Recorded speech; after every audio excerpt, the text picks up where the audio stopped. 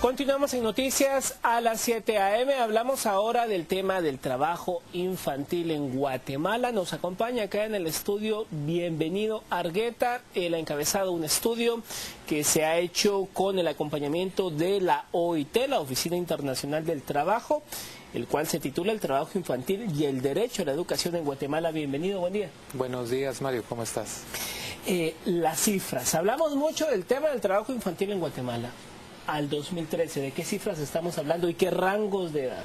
Bueno, básicamente el día de ayer se presentó por parte del INE los nuevos datos sobre trabajo infantil que se recolectaron en el 2011, porque previo solo teníamos 2006. Básicamente en el 2006 habían 1 millón de niños trabajando. Y al 2011 se reportó una disminución de aproximadamente 110,000. Todavía 850,000 niños entre 7 y 17 años están laborando cuando deberían de estar teniendo las oportunidades de las escuelas. Básicamente, ¿por qué este fenómeno pues pareciera que en lugar de irse reduciendo va en aumento en el país? Es decir, se redujo 110,000. Y nosotros esperábamos realmente que se aumentara por la crisis económica. Sin embargo, hay una serie de políticas que se han implementado, pero aún así es sumamente elevado el porcentaje. Aproximadamente 20% de la población total del país que debería estar estudiando se encuentra trabajando por situación socioeconómica, por cuestiones de trabajo y adicionalmente por la ausencia de políticas claramente del Estado en esta materia. No obstante, digamos, lo que señala el estudio también es básicamente lo siguiente: podemos caracterizar efectivamente las cifras más elevadas, que existe una correlación directa entre trabajo infantil y departamentos donde la mayoría es población indígena. Esto es obvio también por los niveles de pobreza, va relacionado. El otro tema fundamental que el estudio revela es la correlación directa que hay entre trabajo infantil y la disminución efectiva que hay de las posibilidades que un niño pueda culminar la educación primaria. El tercer elemento va particularmente con los adolescentes entre 13 y 17 años, que ya ahí aumenta prácticamente un 40%, un 45% de jóvenes que están trabajando cuando deberían de estar culminando sus estudios, particularmente el ciclo básico. Por otra parte, también el estudio lo que devela es lo siguiente: bajo, digamos, modelos de regresión, lo que se puede establecer es que en términos de rendimiento escolar, en la educación primaria y en el ciclo básico, básicamente lo que nosotros estamos observando es que hay dos factores fundamentales que establecen el mal rendimiento de los niños, y es etnicidad. Lamentablemente, si un niño es maya, tiende a rendir mucho menos. Pero el otro factor fundamental y que a veces adquiere mayor peso que la etnicidad es niñez trabajadora. Esto lo que significa es ni más ni menos que el Estado tiene que poner particular énfasis en este tipo de programas. El Estado lo que invirtió en el 2011, por lo que pudo haberse reducido ese 5%, es básicamente por lo que fueron las transferencias monetarias condicionadas que apoyaba a las familias, que es esto lo que no se devela. El país puede invertir en el futuro si efectivamente esa condicionalidad de que los niños estén en las escuelas se hace efectivo. Y es esto lo que reduce ese 5%, pero aún es insuficiente. Ahora bien, ¿qué tanto va esto relacionado también? Me llama la atención el dato que usted menciona o esta idea de etnicidad que va empatado con el tema del trabajo infantil, pero ¿qué papel desempeña aquí también la alimentación? Son niños desnutridos. Obviamente, pero nosotros lo que observamos es de que, yo lo que diría es de que el ámbito de pobreza afecta no solo en términos de alimentación, de desnutrición, porque las familias no tienen condiciones de poderlo hacer, pero a la vez también esto favorece condiciones de la ausencia del Estado, particularmente en acciones como educación y salud, que tampoco les permite salir adelante. Esto es sumamente preocupante porque también encontramos que a pesar de ello los niños están trabajando, no solo ayudando, porque también entrevistamos a niños que son trabajadores. Y digamos que lo alarmante es de que hay maquilas de niñas entre 7 y 10 años que las ponen a trabajar de noche, lo cual es totalmente en contra de la regulación del Estado de Guatemala y el Código de Trabajo, y básicamente nosotros lo que estamos teniendo es que efectivamente cuando entrevistamos a niños trabajadores, ellos tienen una conciencia lamentable de que ellos están contribuyendo a su hogar, pero encima tienen la condición de fracaso porque como están fracasando en la escuela, ellos temen que sus padres lo retiren de la misma. Esto atenta contra todos los derechos de la niñez y es algo que debe erradicarse por la propia Constitución Política de la República y por los propios derechos de esta niñez.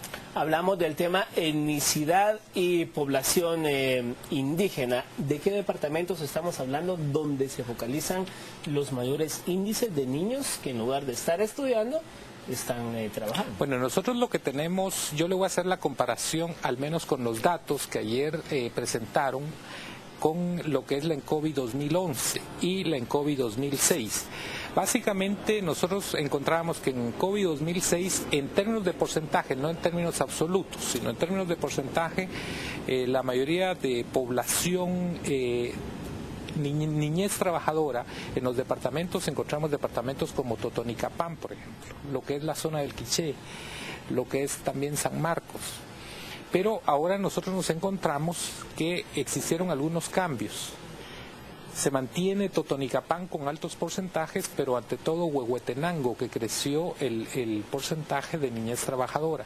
Curiosamente el departamento de Guatemala, que a pesar que aportaba el mayor número, tenía un porcentaje muy bajo en términos de niñez trabajadora, se rebajó el número de niños trabajadores afortunadamente en el departamento de Guatemala. No obstante, nosotros lo que nos encontramos es que obviamente toda la parte norte y noroccidente del país es donde mayormente afecta lo del trabajo infantil. Básicamente, ¿en qué áreas trabajan estos niños? ¿Qué están haciendo? Bueno, nosotros encontramos niños que desde que se dedican desde labores de la casa, que prácticamente se ocupan de todas las labores de la casa, hasta, como yo le decía, maquila. Hay quienes también se dedican al área, por ejemplo, en los mercados, porque depende la zona y cuál es, digamos, la naturaleza del trabajo fundamentalmente que realizan los padres. En las zonas donde estamos señalando, en zonas indígenas, van a trabajar con los padres ayudándole en los trabajos agrícolas. Y esto también es un mensaje fundamental al sector privado, particularmente algunas empresas que funcionan en las zonas rurales, porque nosotros, por ejemplo, Telefónica, que también ha hecho un gran esfuerzo, la Fundación Telefónica, con relación a lo que es la erradicación del trabajo infantil, y realizó una serie de premios con relación a empresas que están haciendo grandes esfuerzos a nivel centroamericano. ¿Cuál es mi sorpresa? Que Guatemala no llenó los requisitos para ganarse ciertos premios por ciertos sectores que son fundamentales en el país, en, digamos, el sector azucarero, por ejemplo.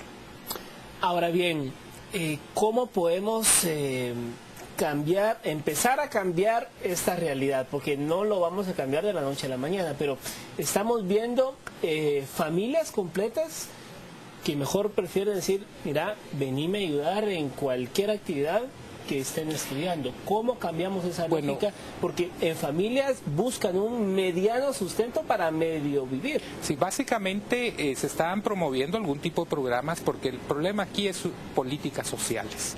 Si nosotros no invertimos más en la gente, difícilmente vamos a salir adelante.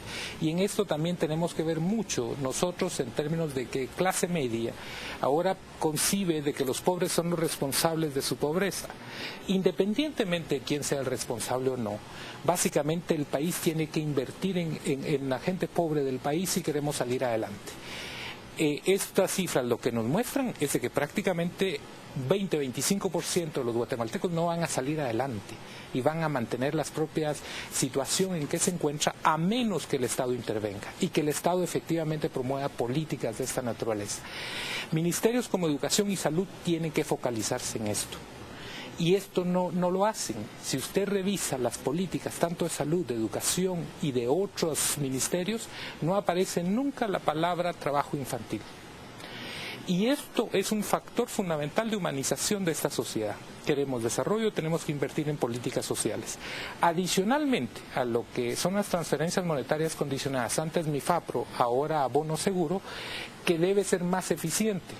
porque nosotros no sabemos si se puede incrementar, dado la ineficacia que ha tenido el gobierno actual con relación a lo que son las transferencias monetarias condicionadas. Pero adicionalmente esto pueden generarse proyectos de desarrollo con lo que son microcréditos a estas familias, particularmente mujeres, que se ha visto la relación directa que existe en financiamiento de mujeres, programas de desarrollo y lo que es el desarrollo de las familias. Eso también condicionado a que los niños puedan asistir a las escuelas, que sean también regularmente, digamos, parte de las visitas a los médicos, a los centros de salud para ser revisados y tener mejores condiciones, como usted señalaba, menor cantidad de niños desnutridos, etcétera, etcétera. Pero esto requiere un esfuerzo integral del gobierno y una mayor inversión en lo que son las políticas sociales.